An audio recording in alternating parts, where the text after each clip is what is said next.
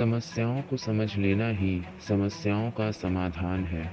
गौतम की एक प्रसिद्ध कथा के अनुसार एक दिन सुबह सुबह सभी शिष्य बुद्ध के प्रवचन सुनने के लिए एक साथ बैठे हुए थे।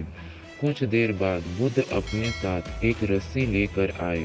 बुद्ध के हाथ में रस्सी देखकर सभी शिष्यों को हैरानी हुई। बुद्ध अपने आसन पर बैठे। उन्होंने एक के बाद एक रस्सी में 3 गांठें बांध दी। इसके बाद उन्होंने शिष्यों से पूछा कि क्या ये वही रस्सी है जो गांठ बांधने से पहले थी। उन शिष्यों में से एक ने उत्तर दिया, इस सवाल का उत्तर देना थोड़ा मुश्किल है।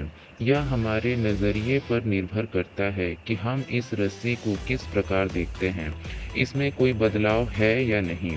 एक अन्य शिष्य ने कहा कि अब हमें इसमें 3 गांठें लगी हुई दिख रही हैं, जो कि पहले रस्सी में नहीं थी। इससे बदला हुआ भी कह सकते हैं। कुछ शिष्यों ने कहा कि वास्तव में मूल रूप से रस्सी वही है, लेकिन बढ़ती हुई दिख रही है। लेकिन इसका असली स्वरूप वैसा ही है जैसा यह पहले था।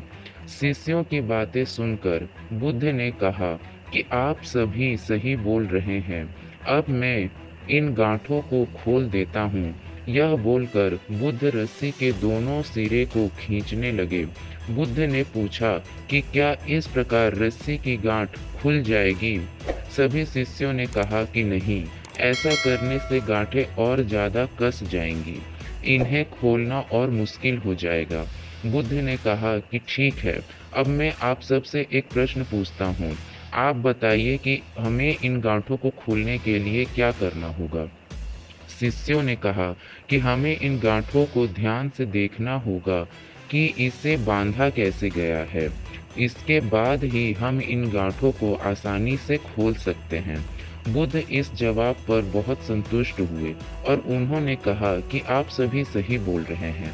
हम जब भी किसी परेशानी में फंसे रहते हैं, उसका कारण जाने बिना ही उसका हल खोजने लगते हैं, जबकि हमें पहले समस्याओं के कारण का पता लगाना चाहिए। जब हम समस्याओं की वजह को समझ जाएंगे, तो उन समस्याओं को सुलझाना हमारे लिए बहुत आसान हो सकता है।